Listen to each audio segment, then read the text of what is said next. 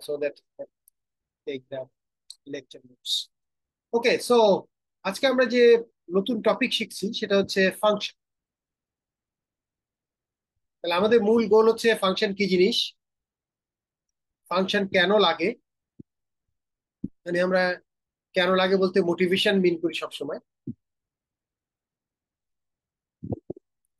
Slide কি update হচ্ছে? হ্যাঁ, স্লো কেন এখানে?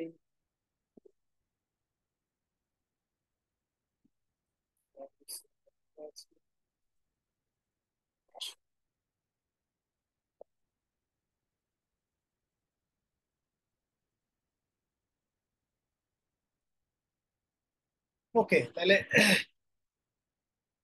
ফাংশন কি জিনিস, কেন লাগবে, তারপরে আমরা ফাংশন তৈরি করব, করে কিছু এক্সাম্পল দেখবো, দেখার পরে এরপরে আমরা একটা ইম্পর্টেন্ট জিনিস শিখবো যে সিতে কিন্তু দুটো ফাংশন নিজেরা নিজেদের সাথে কথা বলতে পারে। দে ক্যান কমিউনিকেট, কথা বলা বলতে কমিউনিকেট। একজন একটা ডেটা পাস করে, আরেকজন ডেটা প্রসেস করে, করে আবার পাস করে, এই কাজটা করা যায়। তাহলে এটা কিভাবে করা যায় সেটাও আমরা শিখবো। তারপরে আমরা যেটা শিখবো যে ভয়েড ফাংশন বলে একটা স্পেশাল ফাংশন আছে, যেটা সামনে ভয়েড লেখা থাকে। তোমরা অনেক সময় দেখেছো যে ভয়েড, কিন্তু এতদিন হয়তো জানার সুযোগ হয়নি হোয়াট ইজ ভয়েড। আজকে আমাদের সেই সুযোগ যে ভয়েড জিনিসটা আমরা শিখবো। তারপরে ফাংশনের প্যারামিটার ভেরি ইম্পর্টেন্ট। এই যে বললাম যে ফাংশন নিজেদের মধ্যে কথা বলে, কিভাবে কথা বলে, প্যারামিটারের মাধ্যমে এবং ভ্যালু রিটার্ন করার মাধ্যমে। তাহলে পরপর দুটো জিনিস আমরা শিখবো। এরপরে আরেকটা ইম্পর্টেন্ট কনসেপ্ট যে লোকাল ভ্যারিয়েবল কনসেপ্ট আর গ্লোবাল ভ্যারিয়েবল কনসেপ্ট। লোকাল আর গ্লোবাল মধ্যে কি বোঝায়, and obviously function prototypes এবং header files। এতদিন যে তোমরা ইনক্লুড stdioh করে আসছিলা, কেন করে আসছিল?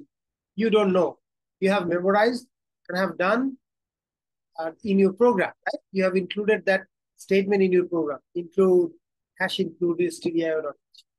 So কেন করেছিলাম, না বুঝে করেছিলাম, আজকে আমরা কিন্তু এটা নিয়ে ডিটেইল আলাপ। So let's start. আচ্ছা, ফাংশন কেন লাগবে, তো সেটা জানার আগে আমাদের প্রথমেই জানা দরকার হোয়াট ইজ ফাংশন। তো ফাংশন জিনিসটা হচ্ছে যে আমরা এখানে যেটা দেখতে পাচ্ছি,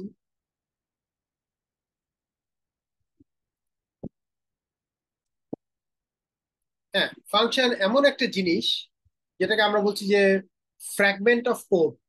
তাহলে একটা কোডের একটা অংশ যেটা কিনা কিছু ভ্যালু রিসিভ করতে পারে। কোথা থেকে রিসিভ করবে? তাকে যে কল করবে, তাকে যে ইউজ করবে, সে ওই ভ্যালু গুলো পাঠাবে। তাহলে that accept zero or more values, that is called argument. তার একটা নাম আছে, হোয়াট ইজ আর্গুমেন্ট, আমরা শিখবো। দেন ভ্যালু তো পেলো বুঝলাম, কিন্তু ভ্যালু পাওয়ার পরে সেই ভ্যালুটা দিয়ে কি করবে সেটা আমাদের জানা দরকার। যে আমি বুঝলাম যে ভ্যালু পেলাম, কিন্তু এই ভ্যালুটাকে ইউজ করে যে আমরা প্রসেসিং করব, সেটা আমাদের জানতে হবে।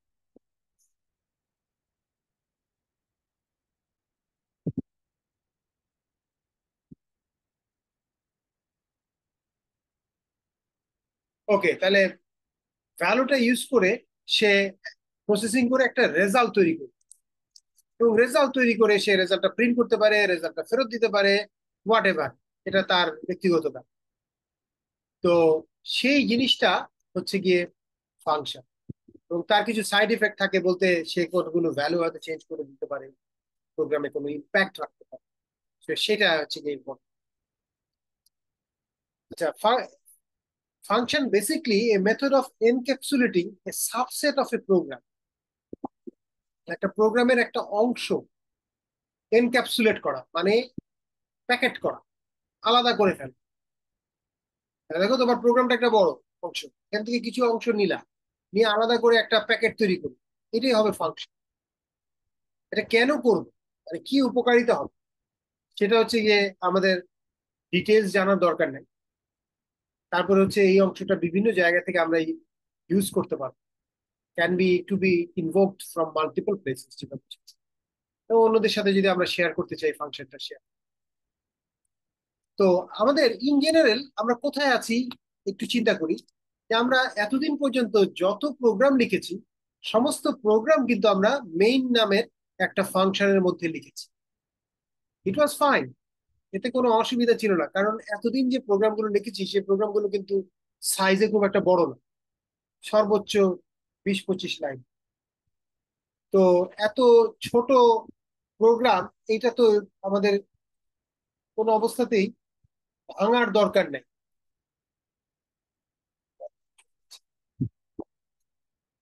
তো ছোট প্রোগ্রাম কিন্তু ভাঙার দরকার নেই, কিন্তু প্রোগ্রাম যদি বড় হয় তাহলে ভেঙে ছোট ছোট টুকরো করতে হবে। কেন করতে হবে, সুবিধাটা কি? দেখো, তুমি মনে করো অপারেটিং সিস্টেম তৈরি করছো। Operating system is a huge program, এর মধ্যে millions of lines of code, million আর থাউজেন্ডস তো থাকবেই। কিন্তু খেয়াল করে দেখো যে অপারেটিং সিস্টেমে কিন্তু বিভিন্ন কাজ, বিভিন্ন পার্ট থাকা উচিত। যেমন একটা অংশ হয়তো মেমোরি ম্যানেজমেন্ট করবে, একটা অংশ হয়তো হার্ড ডিস্ক ম্যানেজমেন্ট করবে, একটা অংশ ডিসপ্লে ম্যানেজমেন্ট করবে। আমরা এই যে ডিসপ্লে করছি স্ক্রিনে, এইটার ম্যানেজমেন্টের দায়িত্ব হয়তো একটা অংশ থাকবে। কোনো একটা অংশ হয়তো রেজাল্ট প্রসেস করবে, অর্থাৎ যোগ বিয়োগ গুণ ভাগ এগুলো করবে। তো বিভিন্ন অংশ বিভিন্ন রেসপন্সিবিলিটি নিয়ে এক্সিকিউট করতেছে। এখন চিন্তা করো, এরকম একটা অপারেটিং সিস্টেম লিখতে গিয়ে তুমি যদি পুরোটা একটা মেইন ফাংশনের মধ্যে লিখো, তাহলে কি এটা কখনো শেষ করা যাবে? এবং দেখা যাবে যে একটা অংশের ভুলের কারণে আরেকটা অংশ ঠিক মতো কাজ করতেছে। এটা একটা প্রবলেম। আবার দুটো অংশ কিন্তু একজন আরেকজনের সাথে ইন্টারাকশন করা দরকার। যেমন মেমোরির অংশের সাথে ডিসপ্লে অংশের একটা কানেকশন থাকতে পারে, যে মেমোরি থেকে ডেটা নিয়ে তুমি ডিসপ্লে করো, তাহলে there could be a connection between them. তাহলে এই সমস্যাগুলো দূর করার জন্য মানুষ চিন্তা করলো যে না, সবকিছু তো মেইনের মধ্যে লেখা যাবে না, এটা ভেঙে ভেঙে ফেলবে। তো ভেঙে ফেলার কিন্তু কিছু সুবিধা আছে, কিছু অসুবিধা আছে। হুম, আচ্ছা, সুবিধাগুলোর মধ্যে কি?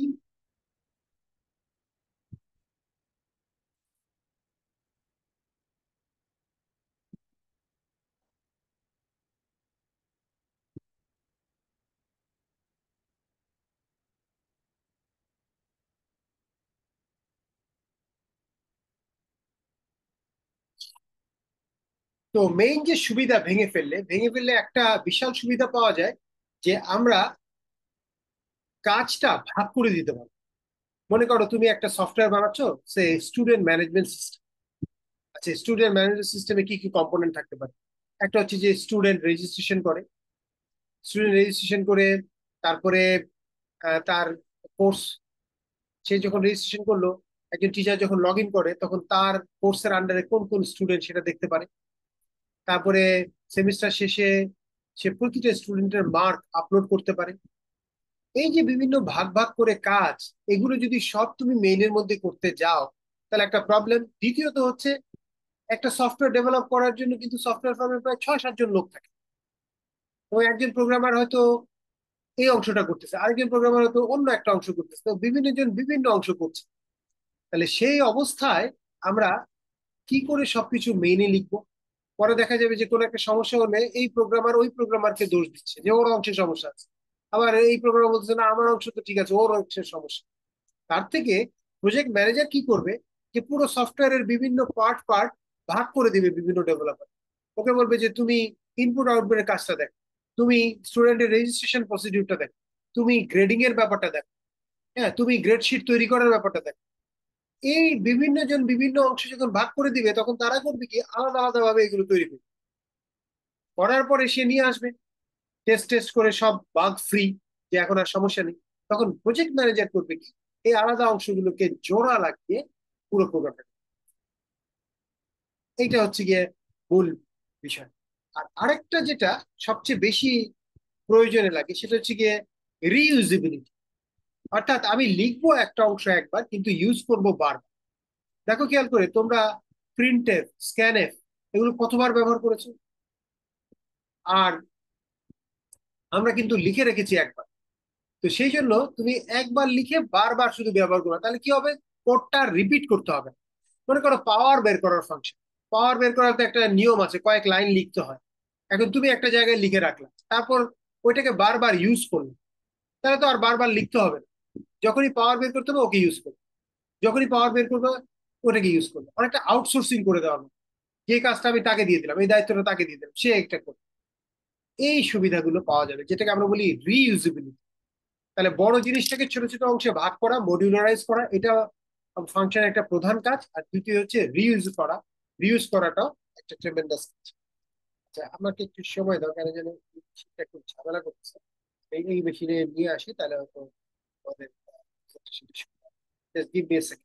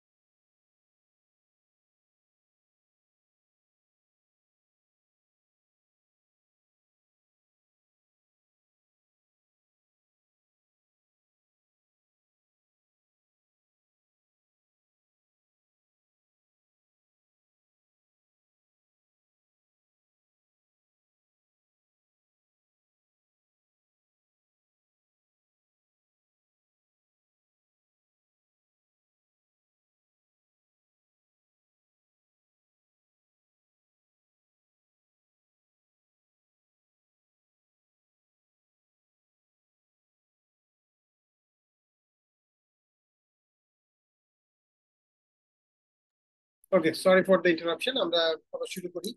হ্যাঁ, এখন আমরা এই মেশিনে চলে আসছি, তো একটা সুবিধা হবে। তো আমরা যেটা বলছিলাম যে ফাংশনের মূল সুবিধা হচ্ছে যে একটা প্রোগ্রামকে মডিউলারাইজ করে ফেলবে, মানে ছোট ছোট মডিউলে ভাগ করে ফেলবে। এবং এতে বেনিফিট কি হবে, আমাদের কমপ্লেক্সিটি অনেক কমে আসবে। এই যে বললাম যে ডিভাইড এন্ড কনকোয়ার বল, একটা বড় প্রোগ্রাম ছোট ছোট ভাগে আমরা বিভিন্ন সফটওয়্যার ডেভেলপারের মাধ্যমে ভাগ করে দিতে পারবো। তাহলে প্রোগ্রাম ডেভেলপমেন্টটা ম্যানেজেবল হবে, এটা একটা বড় সুবিধা।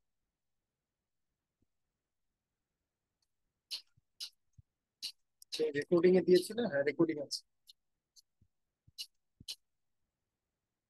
আর আরেকটা হচ্ছে যে যেটা বলেছিলাম সফটওয়্যার রিইউজেবিলিটি, তার মানে আমরা সফটওয়্যারটা লিখবো একবার কিন্তু ইউজ করবো বারবার।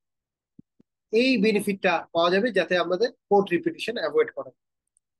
তো এত এত বেনিফিট আমরা দেখি যে ফাংশন কিভাবে লিখতে হয়, তবে তার আগে বিগার পিকচারটা চিন্তা করো, যে ফাংশন বলতে কি বোঝায়। আমরা এভাবে চিন্তা করি যে একটা বড় স্টোরি আমরা যদি তাকাই তাহলে দেখা যাবে যে স্টোরিটার ভেতরে ছোট ছোট অনেকগুলো প্যারাগ্রাফ আছে। প্যারাগ্রাফ 1, প্যারাগ্রাফ 2, প্যারাগ্রাফ 3, প্যারাগ্রাফ 4, এরকম। ঠিক সেই রকম একটা বড় প্রোগ্রামের ছোট ছোট অনেকগুলো অংশ থাকবে, প্যারাগ্রাফের মতো কি থাকবে, তাদের ফাংশন। হ্যাঁ, এই হচ্ছে প্রোগ্রামটা। দেখো তার মধ্যে কি আছে, ফাংশন 1, ফাংশন 2, এই দেখো মেইন নামের ফাংশন। তাহলে একটা বড় স্টোরি, ছোট ছোট প্যারাগ্রাফ, একটা বড় প্রোগ্রাম, ছোট ছোট অনেকগুলো ফাংশন, প্যারালালি চিন্তা করো। এটা একটা তোমাকে সাহায্য করবে। ওকে, সো আমরা একটা প্রোগ্রাম লিখি এবং সেটাকে ভেঙে ফাংশনে কনভার্ট। আচ্ছা, ধরা যাক তুমি এরকম একটা প্রোগ্রাম লিখছো যেটার মধ্যে 3টা প্রিন্ট এফ আছে। তো এটা ভাঙার কোনো কারণ নেই, অলরেডি ছোট, বাট আমরা ফাংশন শেখার জন্য এটাকে ভেঙে ফেলি। তো আমাদের মেইনের মধ্যে এরকম 3টা print f: print f i, print f like, print f c. তাহলে তোমাকে যদি বলে এটার আউটপুট কি হবে, ভেরি সিম্পল। আমরা দেখতেই পাচ্ছি মোটামুটি, সেটা হচ্ছে প্রথমে আই প্রিন্ট করবে, তারপরে লাইক প্রিন্ট করবে, তারপরে সি প্রিন্ট। তাহলে আমাদের আউটপুটটা এরকম হবে, আই লাইক সি। আচ্ছা, এখন আমরা একটা বুদ্ধি করি, যে এটাকে তো ভেঙে ফেলতে বলছো, তার মানে আমরা মেইনের ভিতরে সব রাখবো না, কিছু অংশ আলাদা করে নিই। বাট এটা এত ছোট যে কিছু অংশ বলে কিছু নাই। তাহলে আমরা একটা কাজ করি, একটা লাইন আলাদা করে নিই। মনে করো প্রিন্ট এফ লাইক তুমি মুছে ফেলো, তুমি সি খুব বেশি পছন্দ করো না। হ্যাঁ, এটা বাদ। কিন্তু এটা কিন্তু বাদ দেওয়া যাবে না, আমরা এটাকে মেইন থেকে বের করে নিয়ে যাব। বের করে কোথায় নিব, আমরা ধরো উপরে নিয়ে যাব। তবে যখনই আমি বাদ দিলাম, তখন যদি তোমাকে বলে আউটপুট কি হবে, তাহলে অ্যান্সার হচ্ছে আইসি, কারণ লাইকটা নাই। তাহলে প্রথমে প্রিন্ট এফ আই প্রিন্ট করলো, তারপরে প্রিন্ট এফ সি প্রিন্ট করলো। আচ্ছা, লাইক যে বাদ দেওয়া যাবে না, আমরা উপরে নিয়ে গেলাম, এখানে রাখলাম। কিন্তু সিতে একটা নিয়ম হচ্ছে যে কোন একটা স্টেটমেন্ট কখনোই কোনো ফাংশনের বাইরে থাকতে পারে না। তাহলে প্রত্যেকটা স্টেটমেন্ট অবশ্যই কোনো না কোনো ফাংশনে থাকতে হবে। এখন আমরা এটাকে মেইন ফাংশনে ছিল, একে তো ওখান থেকে বের করে ফেলছি। তাহলে আমাদের উদ্দেশ্য হচ্ছে যে এই স্টেটমেন্টটা মেইন ফাংশনে থাকবে না, কিন্তু অন্য ফাংশনে থাকলে কিন্তু আপত্তি নাই, কোনো বাধা। ওকে, তাহলে আমরা মেইন থেকে এটাকে বের করে দিয়েছি, বাট এটাকে রাখলাম আমরা ফর আওয়ার রেফারেন্স। এখন এইটাকে, এই স্টেটমেন্টটাকে নিয়ে আমরা একটা ফাংশন বানাবো। তাহলে দেখো একটা সাব প্রোগ্রাম তৈরি হবে।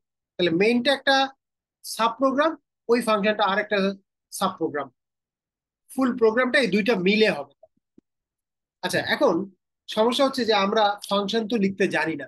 এটাকে আমরা বলছি যে একটা আলাদা ফাংশনের মধ্যে নিব, but we don't know how to right function.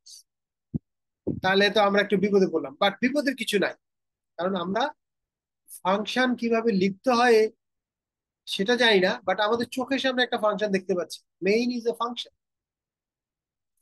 This is a function. তাহলে আমরা এটাকে ফলো করার চেষ্টা করি। আমরা দেখি যে ফাংশনের কি আছে আসলে, এগুলো তো স্টেটমেন্ট, তাহলে এদের মতোই এইটা। নেক্সট হচ্ছে এই ফাংশনের একটা নাম দিতে হবে, মেইন। তারপরে ফাংশন বোঝানোর জন্য এরকম একটা ফার্স্ট ব্র্যাকেট দিতে হয়। তাহলে মেইন যে ভেরিয়েবল না ফাংশন, এটার জন্য ফার্স্ট ব্র্যাকেট। দেখো এই ফার্স্ট ব্র্যাকেটটা কোথা থেকে আসছে, আমরা ম্যাথমেটিক্স থেকে আসছে। আমরা বলি y equal to f of x, সেখান থেকে কিন্তু আসছে। এই যে দেখো ফাংশনে ফার্স্ট ব্র্যাকেট থাকে। তুমি বললা y equal to cos x sine x, তো কস এক্স যখন লিখো এক্সটা কোথায় লিখো, ব্র্যাকেটের মধ্যে লিখো। আমরা বলি এটা একটা parametric function, x is a parameter. তো আপাতত প্যারামিটারে কিছু নাই, ফাঁকা। তাহলে আমরা যেটা করব, যে একে দেখে একটা ফাংশন তৈরি করব, তার মানে ফাংশন একটা নাম থাকে, তাহলে আমরা একটা নাম দিব, ফার্স্ট ব্র্যাকেট দিব। আর একটা জিনিস খেয়াল করলাম, যে এটা সেকেন্ড ব্র্যাকেট দিয়ে শুরু হয়, সেকেন্ড ব্র্যাকেট দিয়ে শেষ হয়। তাহলে আমরাও তাই করব। তাহলে এই জিনিসটা ফলো করলে আমাদের ফাংশনটা কেমন হবে, তাহলে ফাংশন একটা নাম দিতে হবে। তাহলে আমরা নাম দিলাম লাইক, মেইনের মতো, এবং ফার্স্ট ব্র্যাকেট দিলাম, সেকেন্ড ব্র্যাকেট দিয়ে শুরু করলাম, সেকেন্ড ব্র্যাকেট দিয়ে কিন্তু শেষ করতে হবে, তাহলে শেষে একটা এরকম সেকেন্ড ব্র্যাকেট দিতে হবে। তাহলে এটা দিলাম। এইবার কিন্তু এটা একটা ফাংশন হয়ে গেল। তাহলে এটার নাম দিলাম আমরা লাইক। কারণ কি, কারণ সে লাইক প্রিন্ট। তাহলে এটা একটা লাইক ফাংশন। তাহলে আমার প্রোগ্রামে এখন দুটো জিনিস আছে, একটা মেইন ফাংশন আর একটা হচ্ছে লাইক। বুঝে গেল? এই হচ্ছে সিনারিও। বাট সমস্যা কি জানো, আমরা যদিও দুটো ফাংশন লিখেছি এবং স্টেটমেন্ট গুলো ভাগ করে দিয়েছি, বাট স্টিল আমরা যে আগে আউটপুট পাচ্ছিলাম আই লাইক সি, এখন কিন্তু পাওয়া যাবে। কেন পাওয়া যাবে না? কারণ সি কে বলা আছে যে তুমি শুধু মেইন এক্সিকিউট করো। তোমার এখানে 10-20টা ফাংশন থাকো, কিছু যায় আসে, তুমি মেইন এক্সিকিউট করো। তাহলে মেইন এক্সিকিউট করলে কি দাঁড়াচ্ছে দেখো, মেইনের মধ্যে তো কি কি আছে, মাত্র দুটো জিনিস। একটা হচ্ছে প্রিন্টএফ আই, একটা হচ্ছে প্রিন্টএফ সি। তাহলে মেইন এক্সিকিউট করলে কিন্তু আমরা আবারও আউটপুটে সেটাই দেখতে পাবো, আইসি। যদিও আমি একটা লাইক ফাংশন লিখেছি, স্টিল আইসি। কেন? কারণ মেইন এর মধ্যে এই ফাংশনকে এক্সিকিউট করার কোনো ব্যবস্থা করা হয় নাই। অর্থাৎ আমি যে এটাকে ইউজ করতে চাই, এটাকে এক্সিকিউট করতে চাই, আমরা কিন্তু কোথাও বলি নাই। আমরা শুধু ফাংশনটা লিখে রাখছি, ইউজ করি না। ইউজ করি না বলতে মেইন যদি ইউজ না করে, ডিরেক্টলি অর ইনডিরেক্টলি, তাহলে কিন্তু ফাংশন এক্সিকিউশন হয় না। আচ্ছা, এবার আসো তাহলে কখন এক্সিকিউট হবে এবং কি করতে হবে আমার, এটা তো জানা দরকার। নেক্সট হচ্ছে একে কল করতে হবে।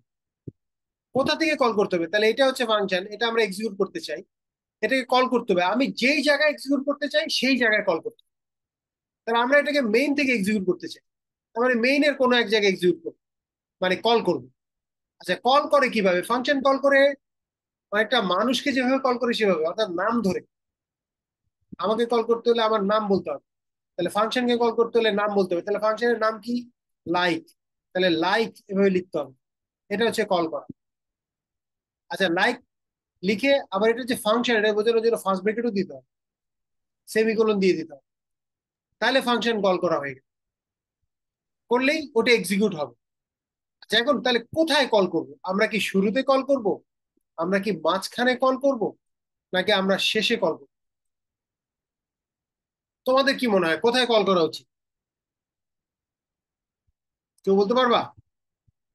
দেখো, একে কল না মাঝখানে। করলে, হ্যাঁ, অর্থাৎ যেই জায়গা থেকে নিয়েছি সেখানেই কিন্তু কল করতে হবে, আর না তো লাভ নাই। আমি যদি শুরুতেই কল করি, তাহলে তো প্রথমেই লাইক প্রিন্ট হয়ে যাবে, তাহলে তারপরে আই প্রিন্ট হবে, তারপরে সি প্রিন্ট হবে, তাহলে তো হয়ে যাবে লাইক আইসি। আচ্ছা, আমি যদি শেষে প্রিন্ট করি, শেষে কল করি, তাহলে হবে কি আই সি তারপরে লাইক।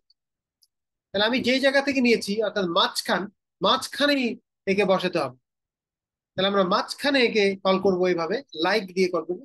তাহলে কি হবে, এখন প্রথমে আই প্রিন্ট হবে, তারপরে লাইক কল হয়ে লাইক প্রিন্ট হবে, তারপরে সি প্রিন্ট। তাহলে আমরা তখন আগের জিনিসটা ফেরত পাবো, আই লাইক সি পাওয়া যাবে। তাহলে বোঝা গেল, খুবই সোজা ফাংশন, কিন্তু খুব বেশি জটিল না। আমরা এটাকে, আমরা ফাংশনের ভিতরে যে স্টেটমেন্ট লিখতে চাই প্রথমে আগে লিখে ফেলবো, তারপর এটাকে বান্ডেল করব সেকেন্ড ব্র্যাকেট দিয়ে। এই যে এরকম সেকেন্ড ব্র্যাকেট দিয়ে শুরু করব, সেকেন্ড ব্র্যাকেট দিয়ে শেষ করব, তারপর এর একটা নাম চুজ করবো এবং ফার্স্ট ব্র্যাকেট দিব। That's it. আর একে ইউজ করে কিভাবে, একে কল করতে হবে এই যে এভাবে, তাহলে আমরা ডান। তাহলে এখন আমরা একটু বোঝার চেষ্টা করি যে কি হচ্ছে,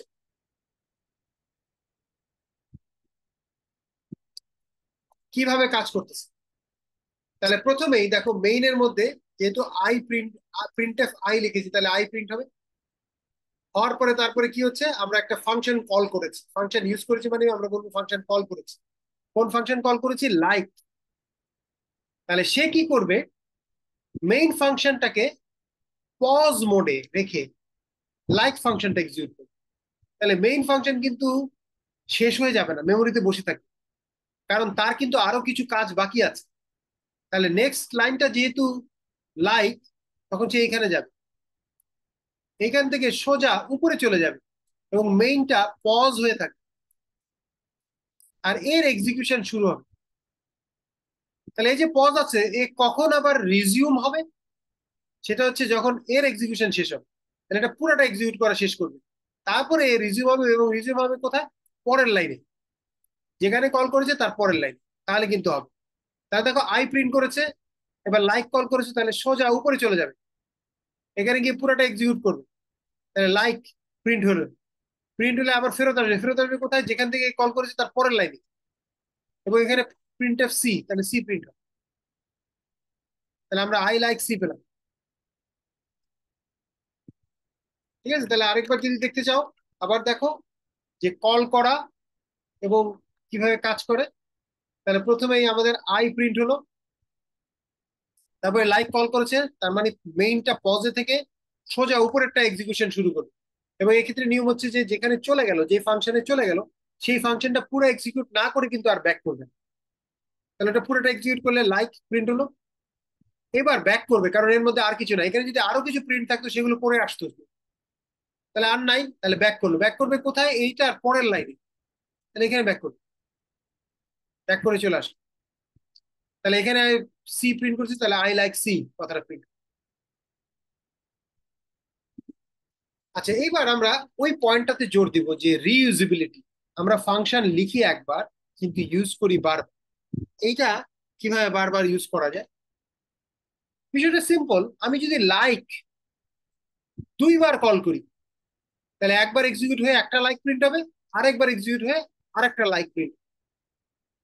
তাহলে আমরা একটা মজার কাজ করি, আমরা করি কি, লাইক ফাংশনকে কল করি একটা লুপের মধ্যে, কারণ আমরা জানি যে লুপের মধ্যে আমরা যাই দেই সেটা বারবার এক্সিকিউট। তাহলে আমরা লাইকটাকে একটু নিচে নিয়ে একটা লুপ লিখে ফেললাম। হ্যাঁ, আই একটা ভ্যারিয়েবল নিলাম, for I equals to 1, I less than equal to 5, I plus. এখন কি হবে আমরা একটু অ্যানালাইসিস করি। এখন ইন্টারেস্টিং ব্যাপার হচ্ছে, প্রথমে কিন্তু আই প্রিন্ট হবে, তারপরে এই লুপের মধ্যে গিয়ে লাইক কল করেছে, উপরে গিয়ে লাইক একবার প্রিন্ট হবে। দেখো খেয়াল করে, লুপে আই এর মান 1, লাইক কল করেছে, তাহলে সোজা উপরে যাবে, লাইক একবার প্রিন্ট হবে। আবার ফেরত এসে পরের লাইনে যেতে পারতেছে না, কারণ লুপে আছে সে এখন।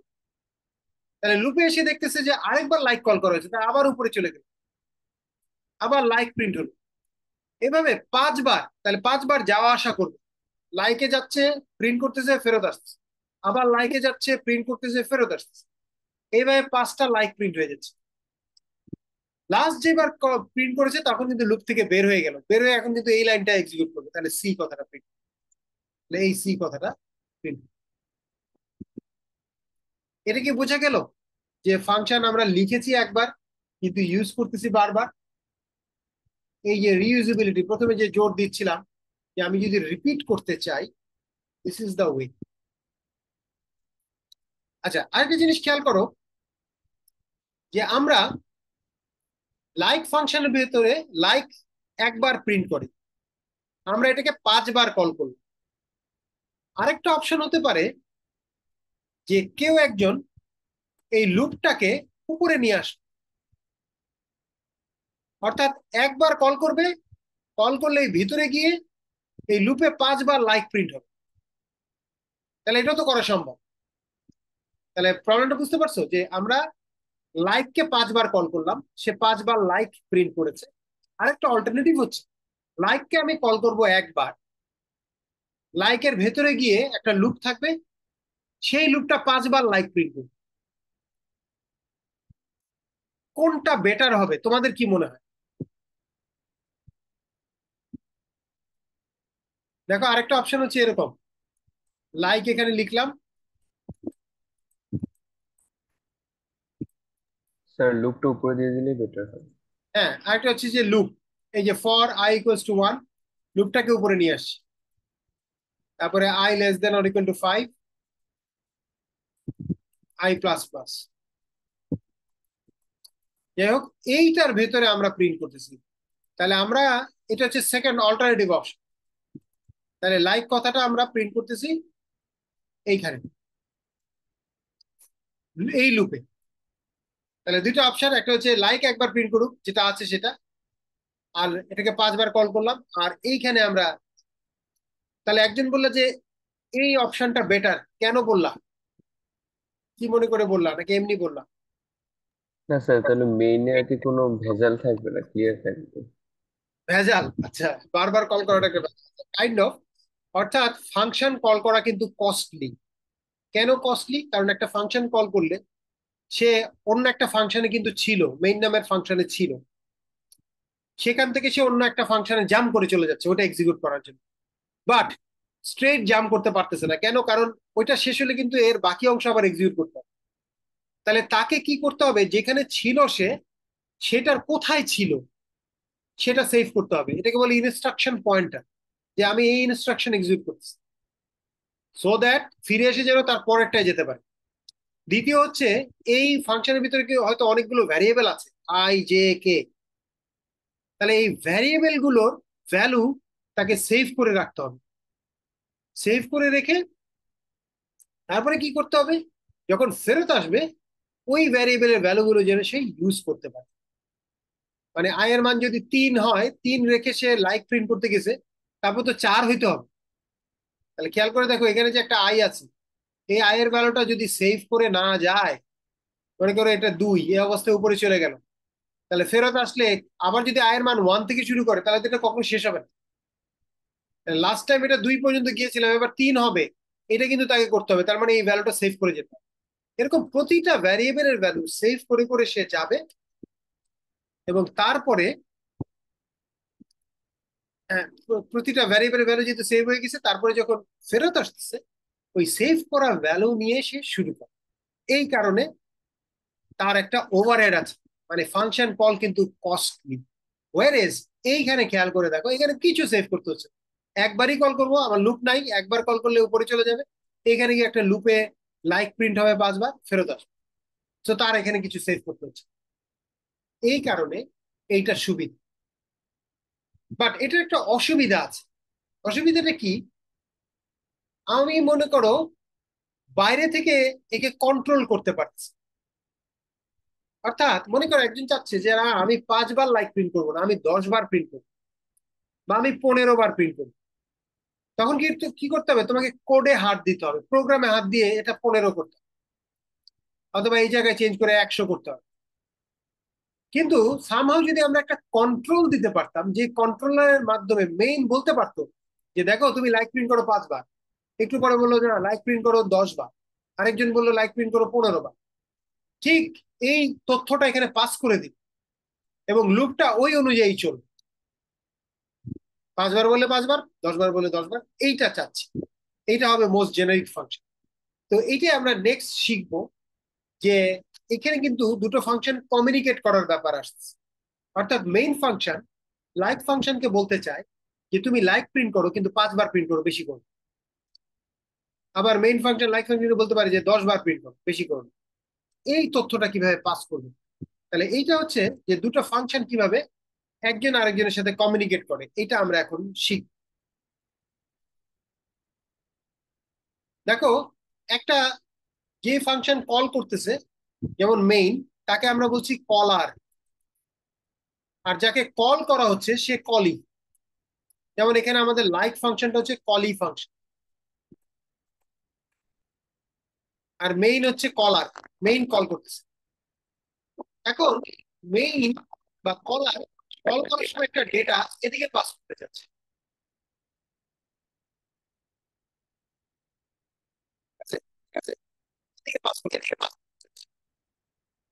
অর্থাৎ তুমি লাইক প্রিন্ট করো 5 বার, তুমি লাইক প্রিন্ট করো 3 বার, এর বেশি। এটা কিভাবে করবে? আচ্ছা, নেক্সট হচ্ছে পলি ফাংশন। একটা ডেটা পেলো, মনে করো 5 বা 7। এখানে এই জিনিসটা ঘটে নাই, এখানে যে ভ্যালুটা পেলো সে অতবার প্রিন্ট করতেছে। বাট এমনও তো হতে পারতো যে যে ভ্যালুটা পেলো এইটার উপরে সে একটা রেজাল্ট তৈরি করবে, রেজাল্ট তৈরি করে সে ফেরত পাঠাবে। মনে করো 5 পাঠালে সে ফ্যাক্টরিয়াল 5 বের করবে, 3 পাঠালে সে ফ্যাক্টরিয়াল 3 এর ভ্যালু বের করবে, করার পরে প্রিন্ট করবে না, এই ভ্যালুটা ফেরত পাঠাবে তাকে যে কল করেছে তার কাছে ফেরত পাঠাবে। তো তার মানে রেজাল্ট ফেরত পাঠানোর জন্য এই দিকেও কমিউনিকেশন করা দরকার, এই দিকে। তো দুই দিকের কমিউনিকেশন কোনটা কিভাবে করি সেটা খেয়াল করতে হবে। আমি যদি কলার থেকে কলির দিকে কমিউনিকেট করতে চাই, কোন একটা ডেটা পাস করতে চাই এইখান থেকে এইখানে, তাহলে এইটা আমরা প্যারামিটারের মাধ্যমে করে থাকি, প্যারামিটার। আর এইখান থেকে এইখানে যদি ডেটা পাস করতে চাই তাহলে সেটা হচ্ছে বাই রিটার্নিং ভ্যালুস। তাহলে ভ্যালু রিটার্ন করা যায়, রেজাল্ট রিটার্ন করা যায়, ফেরত পাঠানো যায়। তোমরা অনেক সময় খেয়াল করেছো যে মেইনের লাস্ট লাইনে তোমরা রিটার্ন 0, রিটার্ন -1, রিটার্ন 5 এরকম লিখে। এটা তাহলে মেইন থেকে রিটার্ন করতে হবে। এই দুই ভাবে কমিউনিকেট করা যায়। তাহলে আমরা দুটো কমিউনিকেশনই আজকে শিখবো, কিভাবে প্যারামিটার পাস করা হয় এবং কিভাবে ভ্যালু রিটার্ন করা যায়। আচ্ছা, প্রথম হচ্ছে প্যারামিটার পাস করা। তার মানে আমরা চাচ্ছি যে লাইক প্রিন্ট করো 3 বার বা লাইক প্রিন্ট করো 5 বার, এইটা কিভাবে করা যায়। তাহলে আমরা আগের প্রোগ্রামে আবার ফিরে আসি। এখানে আমরা খেয়াল করে দেখো যে মেইন একটা ফাংশন, এটা হচ্ছে কলার, আর লাইক একটা ফাংশন, এটা হচ্ছে কলি, কলার কলি। এখন মেইন থেকে আমরা একটা তথ্য একে পাস করতে চাই যে তুমি 5 বার লাইক প্রিন্ট করো অথবা তুমি 3 বার লাইক প্রিন্ট করো, একটা ডেটা পাস করতে চাই। তা আমরা যে আগে কল করেছিলাম, আমরা কিন্তু এইখানে কল করেছিলাম, এখানে একটা লাইক কথাটা দিয়েছিলাম। কোনো অবস্থাতেই এই কল করার সময় লাইক কে বলা যায় নাই যে তুমি 3 বার লাইক প্রিন্ট করো বা তুমি 5 বার প্রিন্ট করো, আমরা সিম্পলি কল করে গেছি।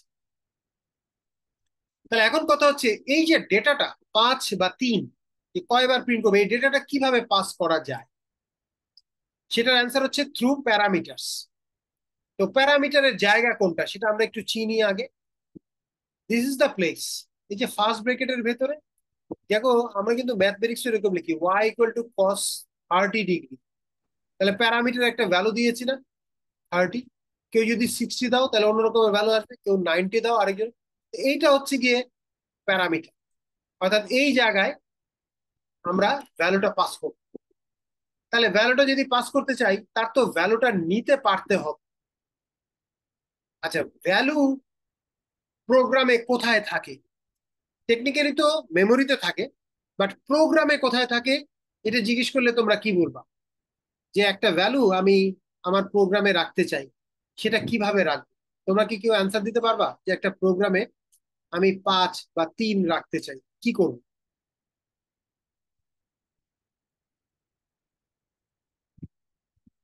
আমরা ভ্যারিয়েবল তৈরি করব। ভ্যারিয়েবল ছাড়া তো ভ্যালু রাখা যায় না। প্রথমে করতে হবে কি, একটা ভ্যারিয়েবল তৈরি করতে হবে, সেই ভ্যারিয়েবলের মধ্যে 5 বা 3 আমরা ইকুয়াল টু দিয়ে দিয়ে দিতে পারবো।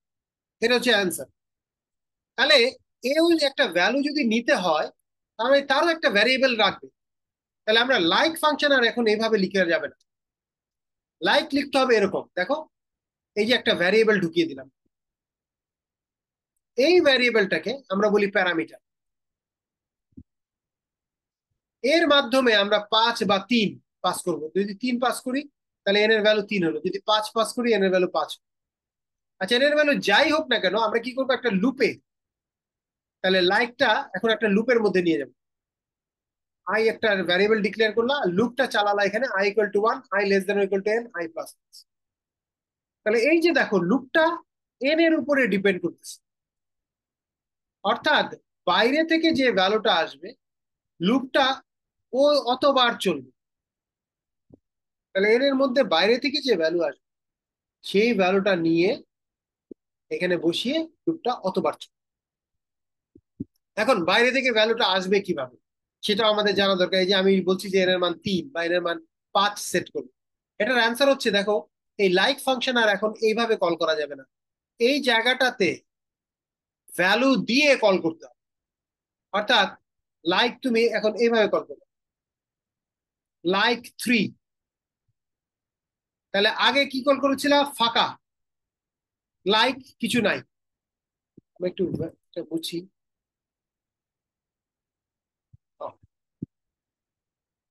ইরেজার নাই।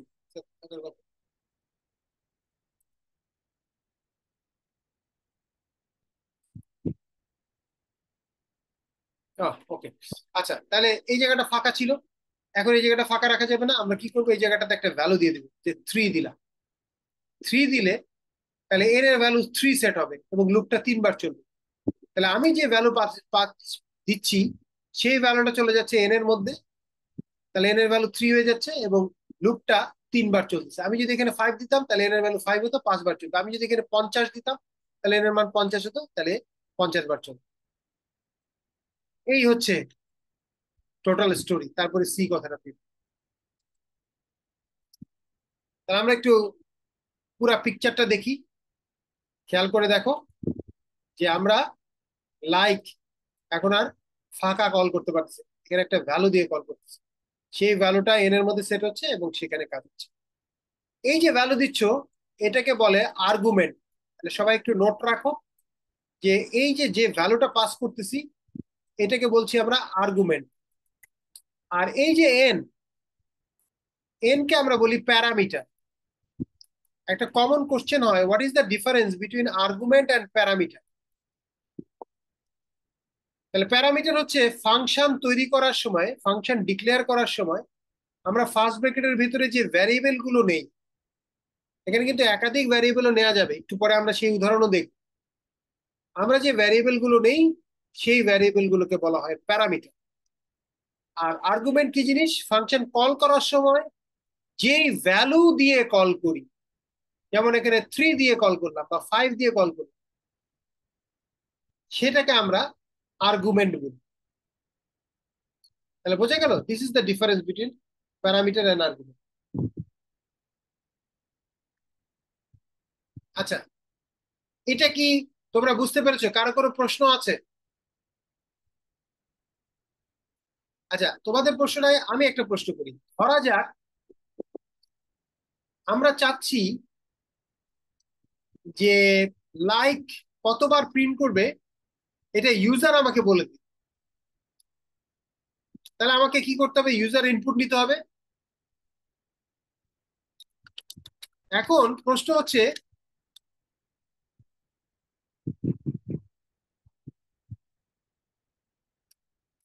আমি ইউজার ইনপুট কিভাবে কানেক্ট করব? তাহলে আমার ইয়েটা বুঝতে পারছো? ধরা যাক ইউজার চাচ্ছে 500 বার লাইক প্রিন্ট করবে। তাহলে প্রথম কথা হচ্ছে, ইউজার যে 500 বার প্রিন্ট করতে চায় এটা আমি কিভাবে ক্যাপচার করব। দ্বিতীয় হচ্ছে, সে যে 500 বার প্রিন্ট করতে চাচ্ছে এটা আমি লাইক ফাংশনকে কিভাবে জানাবো। তাহলে দুটো জিনিস, ইউজার কিভাবে ইনপুট দিবে আর লাইক ফাংশন কিভাবে জানাবো। কে অ্যান্সার দিতে পারবে? দেখি, বলো। স্যার, একটা ভ্যারিয়েবলে আমরা স্ক্যানএফটা বসাবো, দেন স্ক্যানএফ এর ভ্যারিয়েবলটা লাইক ফাংশনের ভিতরে অ্যাজ এন ইন্টিজার। আচ্ছা, তাহলে প্রশ্ন প্রশ্নটা তোমাকে একটা প্রশ্ন করি, ভ্যারিয়েবলটা কি লাইকের ভেতরে হবে না মেইনের ভেতরে হবে? স্যার, মেইনের ভিতরে। Yes, that's correct. অর্থাৎ ইয়েস, একজন নাইমুরও বলেছে মেইনে ভ্যারিয়েবল নিতে হবে। হ্যাঁ, অর্থাৎ এইটা হচ্ছে গিয়ে কারেক্ট অ্যান্সার। তার মানে আমাদের যেটা করতে হবে, একটা ভ্যারিয়েবল নিতে হবে। ধরা যাক আমরা নিলাম ইন্ট এক্স, এরকম। তারপর তুমি কি করলা? স্ক্যান করলো, স্ক্যান এফ করলা, এক্স এর মধ্যে নিয়ে নিলা, পার্সেন্ট ডিটি দিলা, দিয়ে ইন্ডেক্স দিলা। তাহলে ইউজারের ইনপুটটা কই চলে গেল? এক্স এ। আর আমরা চাচ্ছি লাইক ফাংশন ওই এক্স এর উপর ভিত্তি করে চলুক। অর্থাৎ এক্স এর মান যদি 500 হয় তাহলে 500 বার চলবে, এক্স এর মান যদি 3 হয় 3 বার। তাহলে আমরা কি করব? এই যে এখানে 3 দিয়েছিলাম, এই 3টা মুছে এখানে আমরা এক্স দিয়ে দিব। তাহলে কি হলো? ইউজারের ইনপুট এক্স এ ঢুকলো, সেই এক্স চলে গেল N A, as if N equal to x হয়ে গেছে। তাহলে এই এন আসলে এন না, এই এন হয়ে গেছে এক্স। তার মানে আসলে লুপটা এখন আমাদের কতবারই চলবে, এটা হচ্ছে গিয়ে মূল বিষয়। ওকে, তাহলে আমরা প্যারামিটার পাসিং এর আরেকটা এক্সাম্পল দেখি। আচ্ছা, এইবার হচ্ছে ধরা যাক একটা ফাংশন লিখবো, সেই ফাংশনকে একটা সংখ্যা দেওয়া হবে, সংখ্যাটা জোর নাকি বেজোর বলে দিবে। তাহলে ফাংশনটার নাম দিলাম আমরা অড অর ইভেন। আচ্ছা, তাকে তো একটা, প্রথমে বলেছি তাকে একটা সংখ্যা দিব, তাহলে আমি সংখ্যা দিতে চাইলে সে সংখ্যা নিবে কিভাবে? প্যারামিটার। তাহলে আমরা কোন দিকে না তাকিয়ে তার কিন্তু একটা প্যারামিটার তৈরি করে দিলাম, এইটার মাধ্যমে বাইরে থেকে সংখ্যাটা আসবে। তাকে যে কল করবে সে সংখ্যাটা দিয়ে কল করবে, ভ্যালুটা দিয়ে কল করবে। আচ্ছা, তাহলে আমার জানার দরকার নেই এন এর মান কিভাবে আসবে, ধরে নিচ্ছি এন এর ভিতরে কোনো একটা ভ্যালু আসছে। এবার আমি অড নাকি ইভেন টেস্ট করবো। তাহলে আমরা কি করবো, এন কে 2 দিয়ে ভাগ করবো, ভাগ করে যদি দেখি ভাগশেষ 0 তাহলে ইভেন ইভেন কথাটা প্রিন্ট করবো, আর যদি দেখি ভাগশেষ 1 তাহলে অড কথাটা প্রিন্ট। তার আমরা এরকম লিখবো এন মড 2 ইকুয়াল টু 0 হলে ইভেন কথাটা প্রিন্ট করবো, আর না হলে আমরা অড কথাটা, তাহলে হয় ইভেন প্রিন্ট করবো অথবা অড প্রিন্ট, কিছু একটা প্রিন্ট হচ্ছে।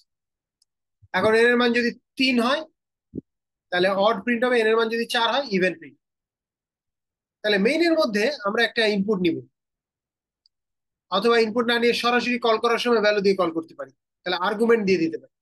তাহলে দেখো অড অর ইভেন আমরা 2 দিয়ে কল করি, তাহলে প্রথমবার যাওয়ার সময় সে 2 নিয়ে আসছে, 2 নিয়ে আসাতে সে ইভেন কথাটা প্রিন্ট করবে। কিন্তু এই এন এর মান যে 2 হলো এটা কিন্তু পার্মানেন্ট না, টেম্পোরারি। আমি যখন কল করলাম তখন 2 বসছে, 2 এর উপরে কাজ করছে, তারপর কাজ যখন শেষ তখন তো সে ফেরত আসবে, আবার ফেরত আসবে কোথায়, পরের লাইনে। তখন কিন্তু সে ভুলে গেছে এন এর মান কত, এন শেষ, এন আর নাই, কারণ ওই ফাংশন এক্সিকিউশন শেষ, মানে ওই ফাংশন মেমোরি থেকে চলে গেছে। তাহলে আমি সেকেন্ড টাইম আবার কল করতে পারি। আমরা কি করব, অড অর ইভেন, আবার কল করলাম, এইবার আমরা 3 দিয়ে কল করলাম, তাহলে আরেকবার সে এই ফাংশনটায় যাবে, যাওয়ার সময় এবার 3 নিয়ে যাবে, 3 নিয়ে গেলে এন এর মান এখন 3 হবে। তাহলে এন এর মান 2 হয়েছে, এটা পার্মানেন্ট না, এখন নতুন মান পেয়েছে 3, তখন অড কথাটা প্রিন্ট। তাহলে একবার ইভেন প্রিন্ট হচ্ছে, একবার অড হচ্ছে। তাহলে দেখো যে আমরা কিন্তু বারবার ব্যবহার করতে পারছি এবং নতুন নতুন ভ্যালু দিয়ে কল করতে পারছি, এটা পার্মানেন্ট হয়ে যাচ্ছে। আর তোমাকে যদি বলে ইনপুট নিতে হবে, অনেকেই যেটা ভুল করে, যেটার জন্য একদম স্ট্রেট 0 দেওয়া হয়। হ্যাঁ, যে অড অর ইভেন কিনা চেক করবে কিন্তু ইউজারের ইনপুট নিয়ে করবে, তখন সবাই করে কি, এখানে ভিতরে এসে স্ক্যানএফ ফাংশনের মধ্যে স্ক্যানএফ ঢুকায়, ঢুকিয়ে এখানে পার্সেন্ট ডি করে ইনপুটটা কোথায় নেয়, ওই যে এন এর মধ্যে, এন এর মধ্যে নেয়। এটা করা যাবে না, রং। কেন? কারণ এন এর মান তো বাইরে থেকে আসবে, তাকে যে কল করবে সে তো মান দিয়ে কল করতেছে। তাহলে তুমি যদি আবার ইনপুট নাও তাহলে যে মানটা দিয়েছে ওটা তো হারিয়ে যাবে, ওটা তো করা যাবে না। ওই মানের উপরই যে মানটা পাস করেছে, প্যারামিটার পাসিং বললাম একটু আগে, কমিউনিকেট করার সময় যে ভ্যালু পাস করেছে সেই ভ্যালুর উপরে কাজ করতে হবে। ফাংশন নিজে থেকে ওই ভ্যালুতে হাত দিতে পারবে না, নিজে থেকে ইনপুট দিতে পারবে। তাহলে সলিউশন কি? সলিউশন খুব সোজা। আমরা করব কি, মেইনের মধ্যে আমরা একটা ভ্যারিয়েবল তৈরি করব, ইন্ট এক্স। এবার ইনপুটটা আমরা এক্স এর মধ্যে নিই, তাহলে স্ক্যানএফ করব এবং এক্স এর মধ্যে এটা নিই। এরপরে কল করার সময় আমরা এই জায়গাটাতে এক্স দিয়ে কল করব, তাহলে তো হচ্ছে, তাহলে ইনপুট যাচ্ছে এক্স এ, সেই এক্স আমরা আর্গুমেন্টে বসিয়ে দিচ্ছি, এক্স এর মান এন এর মধ্যে চলে যাচ্ছে, তাহলে আমাদের কাজ শেষ হয়ে যাচ্ছে। এইটা হচ্ছে correct way of doing things. আচ্ছা, এইবার অন্য দিকের কমিউনিকেশন, তাহলে আমরা প্যারামিটার জিনিসটা বুঝলাম। আমাদের আরেকটা জিনিস বোঝার কথা ছিল, সেটা হচ্ছে যে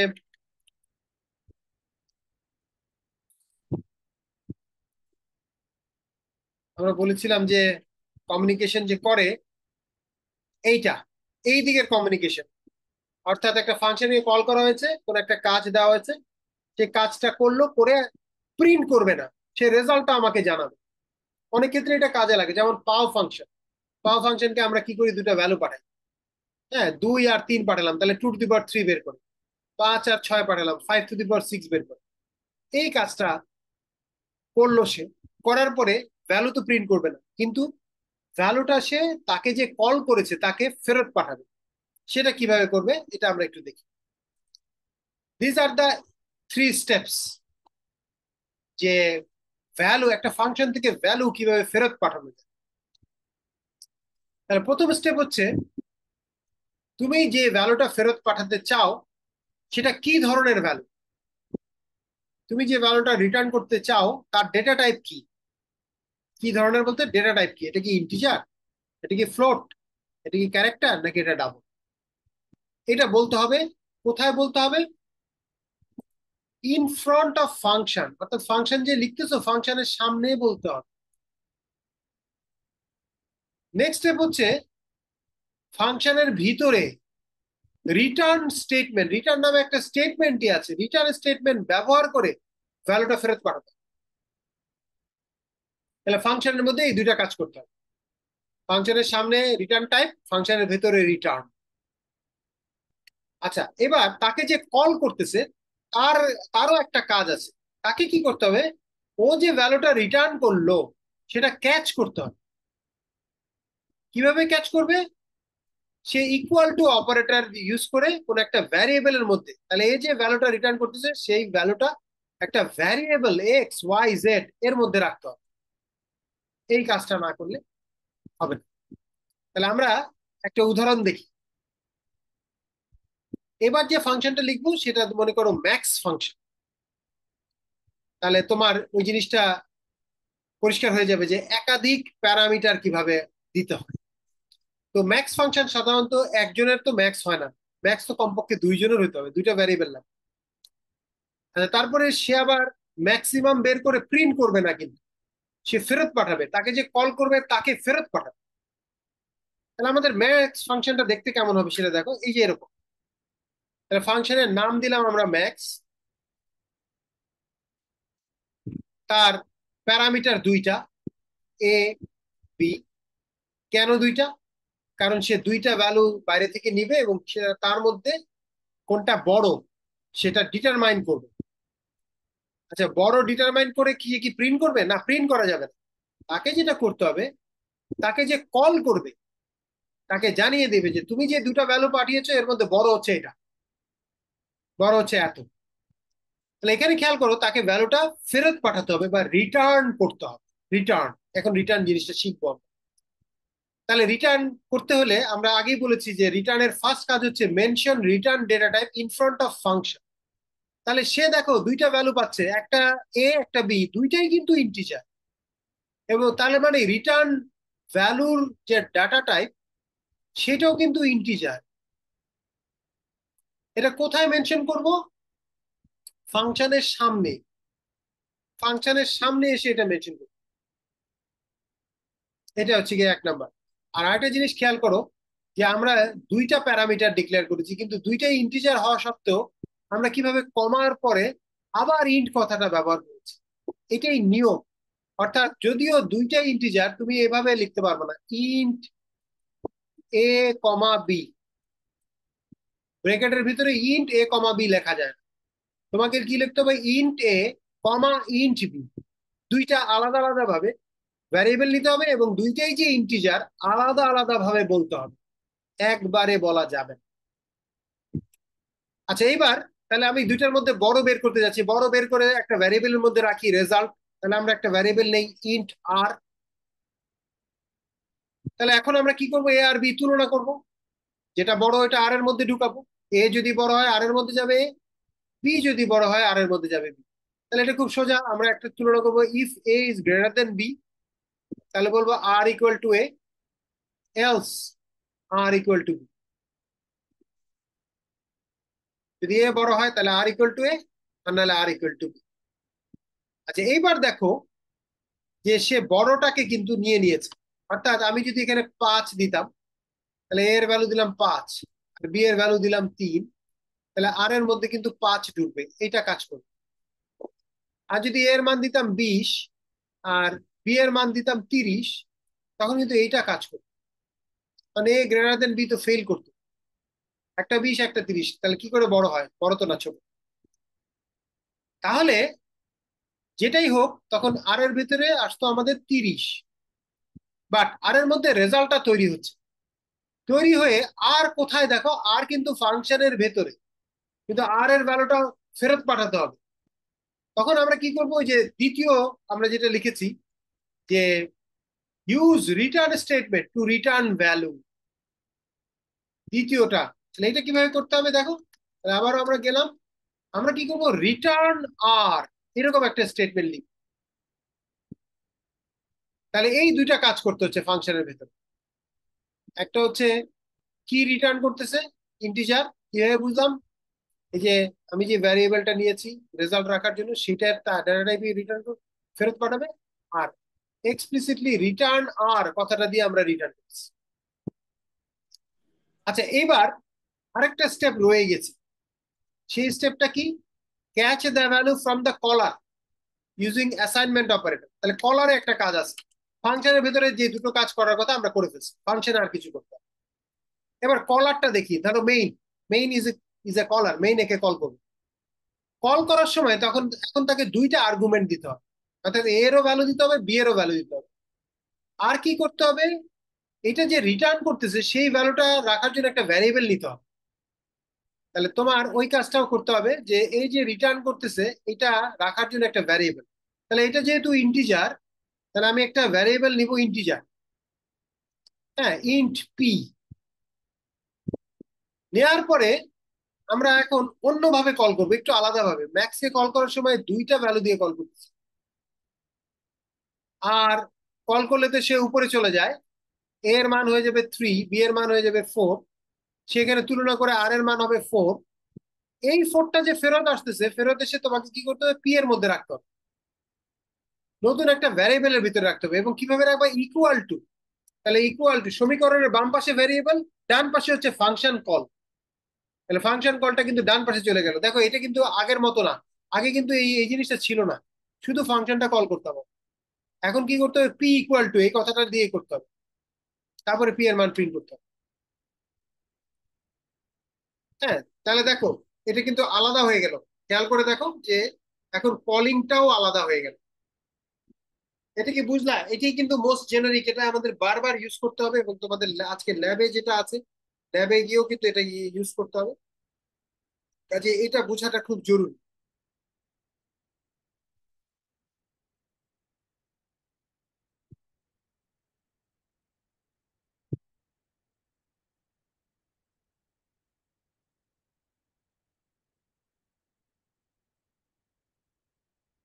আচ্ছা, তাহলে এটা গেল। এখন আমরা একটা পার্থক্য দেখি। তাহলে আমরা তিনটা ফাংশন দেখলাম, একটা ছিল লাইক ফাংশন, পরে লাইক ফাংশনটাকে চেঞ্জ করেছি। চেঞ্জটা যদি বাদ দাও, প্রথমে লাইক ফাংশনটা সিম্পল, তাকে কল করলে লাইক প্রিন্ট করে। এরপর আমরা দেখলাম অড অর ইভেন, তাকে আমরা প্যারামিটার পাস করতেছি এবং সে অড না ইভেন বলে দিতে পারছে। আর এখন আমরা দেখলাম ম্যাক্স ফাংশন, তাকে দুটো ভ্যালু পাঠাচ্ছি, সে কোনো কিছু প্রিন্ট করে না, সে আমাকে দুটোর মধ্যে বড়টা ফেরত পাবে। তাহলে তিনটা ফাংশন কিভাবে লিখেছি সেটা একটু খেয়াল করো। লাইক ফাংশন লিখেছি এবং কল করেছি এভাবে। লাইকের কোনো প্যারামিটার নাই, কোনো কিছু রিটার্ন করে না, নো প্যারামিটার, নো রিটার্ন। এরপরে অড অর ইভেন, এটা একটু বেটার ফাংশন, এক ধাপ উপরে, এটা প্যারামিটার আছে। দেখো, ইন্ট এন। তাহলে একে কল করার সময় আমার কিন্তু প্যারামিটারের ভ্যালু দিয়ে কল করতে হবে। তাহলে এটা কল করার সময় ফাঁকা রেখে কল করেছি। একে কল করার সময় অড অর ইভেন 2 দিয়ে আমরা কল করি, তাহলে এন এর মান হবে 2, এবং 2 নিয়ে সে কাজ করবে। তাহলে এটার প্যারামিটার আছে, কোনো কিছু রিটার্ন করে না। তাহলে এর প্যারামিটার আছে, একটা জিনিস আছে। আর লাস্টে যে ম্যাক্স ফাংশন লিখলাম, এটা কিন্তু দুইটাই, এর প্যারামিটারও আছে, আবার রিটার্নও করতেছে। এই যে রিটার্ন, এই রিটার্নটা কিন্তু এখানে কোথাও নাই। দেখো, লাইকের ভেতরেও রিটার্ন নাই, অর্ডার ইভেনও রিটার্ন নাই, এখানে প্রিন্ট করে ফেলতেছে। আর এ কিন্তু কোনো কিছু প্রিন্ট না করে ভ্যালু রিটার্ন করতেছে। একে কল করতে হবে একটু আলাদাভাবে, এইভাবে সমীকরণ আকারে। তাহলে এদেরকে কিন্তু সমীকরণ আকারে কল করা হয় নাই, একে কল করার সময় ইকুয়াল টু দিয়ে কল করা হয়েছে। ইকুয়াল টু ডান পাশে এটা, বা পাশে একটা ভ্যারিয়েবল, ম্যাক্স 46, বা পাশে এটা, তাহলে 46 নিয়ে কাজ করে সে রিটার্ন করবে এবং পি তে এটা রেখে দিতে হবে। তাহলে এর প্যারামিটারও আছে এবং এর রেজাল্টও রিটার্ন করে, দুইটাই। এটা হচ্ছে মোস্ট জেনারিক। দেখো তোমাদের সামনে তিন ধরনের ফাংশন, এই স্লাইডটা সবসময় মেমোরিতে রাখবা, মাথায় রাখবা, তাহলে তুমি ফাংশন লিখতে পারবা। ফাংশনের কাজটা ভেতরে হবে, মেইন কিন্তু দেখো কত ছোট হয়ে গেছে, শুধু ফাংশন কল করে ফেলতেছে, দ্যাটস ইট, আর কিন্তু কিছু নাই। তো এইটা কিন্তু ইম্পর্টেন্ট। আচ্ছা, আমরা আরেকটা জিনিস শিখি, ভয়েড ফাংশন। তাহলে আমাদের আহ, ও আচ্ছা, দাঁড়াও এক সেকেন্ড।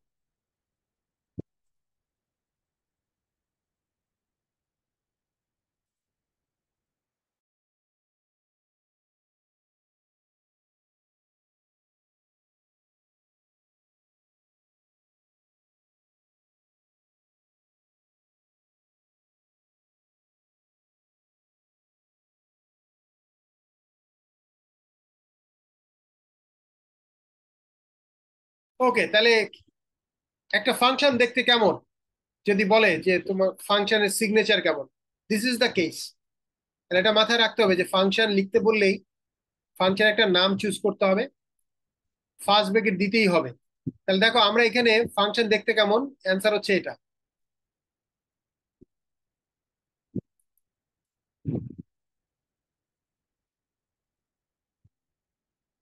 অ্যান্সার হচ্ছে এটা। এবং এইখানে কালো কালিতে আমরা যা লিখেছি এটা কম্পালসারি, তোমাকে দিতেই হবে। নীল কালিতে যা লিখেছি এটা কিন্তু অপশন।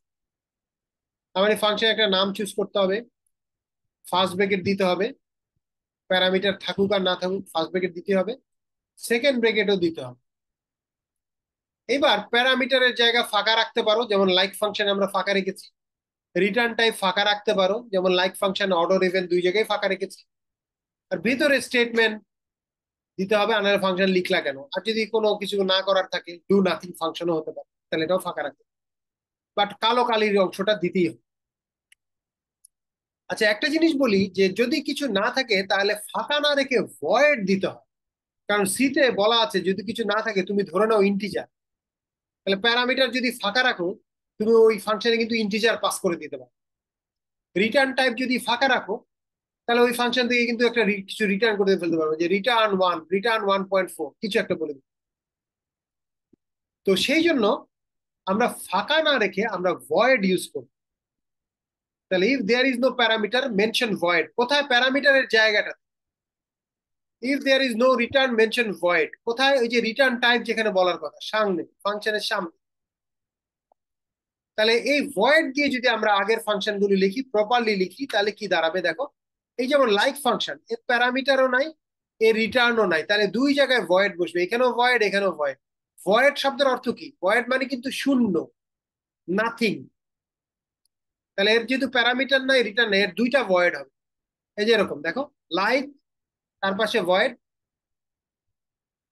সামনেও ভয়েড ছিল এরকম, দুই জায়গা ফাঁকা, ফাঁকা না রেখে আমরা ভয়েড কথা।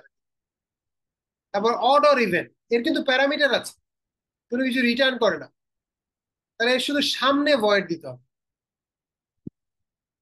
আর ম্যাক্স, ম্যাক্স এর কিন্তু প্যারামিটারও আছে, রিটার্নও করে, তাহলে এর কিন্তু কোনো ভয়েড দিতে হবে।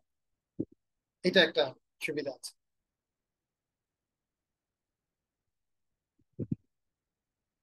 আচ্ছা, তাহলে মোটামুটি আমরা ফার্স্ট ক্লাসে যা করব সেটা একটু দাঁড়িয়েছে, আমাদের 5-10 মিনিট আছে।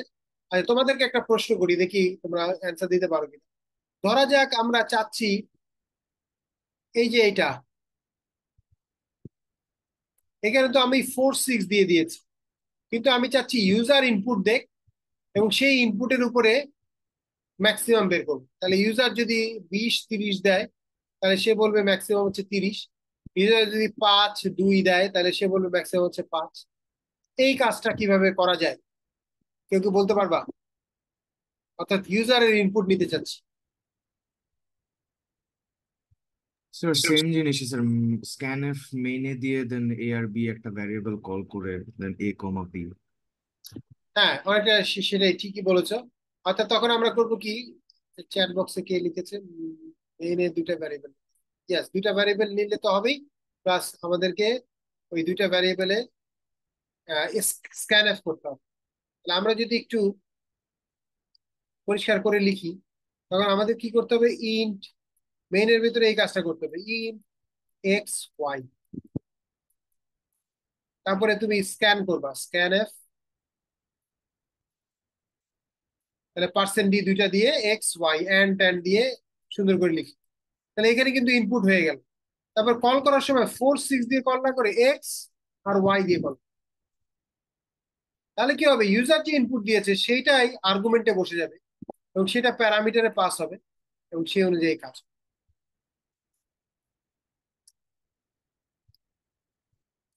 ওকে, তাহলে এরপরে আমরা লোকাল ভ্যারিয়েবল কনসেপ্ট, এটা নিয়ে আমরা একটু আলাপ করবো, তারপরে আমরা আজকে শেষ।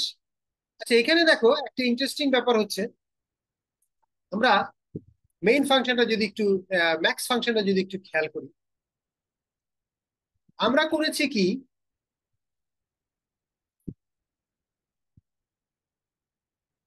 তাকে 4 আর 6 পাঠিয়ে দিয়েছি, এই দুইটার ম্যাক্সিমাম 6, তাহলে আর এর মধ্যে 6 গেল, আর এর মধ্যে 6, সেই আর এর ভ্যালুটা পি তে আমরা নিয়ে আসছি। তাহলে দেখো আমার দুইটা ভ্যারিয়েবল লাগলো, এখানে একটা আর লাগলো, এখানে আবার একটা পি লাগলো। অনেকে ভাবতে পারে এখানে পি নেওয়ার দরকার কি, আমি সরাসরি আর প্রিন্ট করি না কেন, আমি তো এখানে প্রিন্ট করতে হলে পি কে প্রিন্ট করতে হবে, যেহেতু আর এর ভ্যালু পি তে ঢুকছে, বড়টা পি তে চলে গেছে, তাহলে আমি এখন পি প্রিন্ট করবো, অর্থাৎ অনেকটা এইরকম। আমাদের এটা ছিল, তুমি ভাবলা যে পি নেওয়ার দরকার কি, আর তো নিয়েছি আমরা, তাহলে পি বাদ, ম্যাক্স জাস্ট এভাবে কল করবো 3 4, আর কোথাও রাখতে হবে না, পি তো নাই। প্রিন্ট করার সময় আমরা বুদ্ধি করে আর প্রিন্ট করবো, এটা হবে কি না, নাকি হবে না, তোমাদের কি মনে হয়?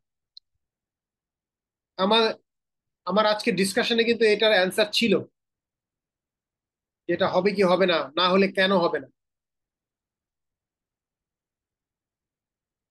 কেউ বলতে পারবা কেন? পারবা না।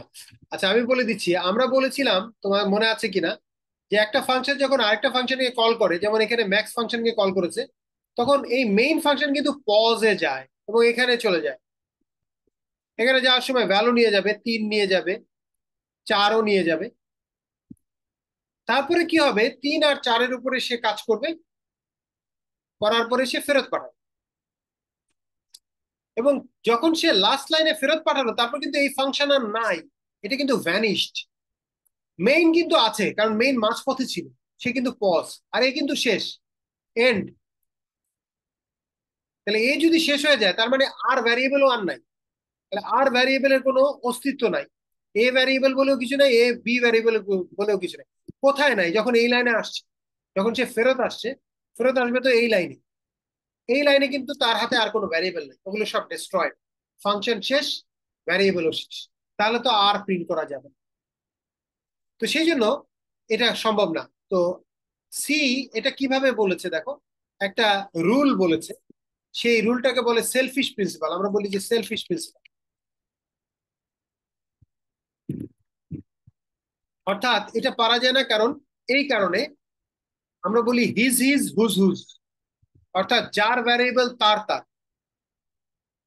Variables declared within a function can only be used by that function.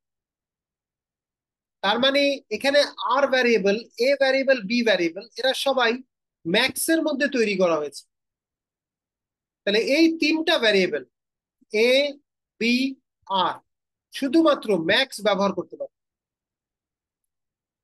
Main এদেরকে ব্যবহার করতে পারবে না। তাহলে মেইন যে এখানে আর ব্যবহার করতেছে, এটা ইললিগাল, ভ্যারিয়েবলস ডিক্লেয়ার্ড সেলফিশ।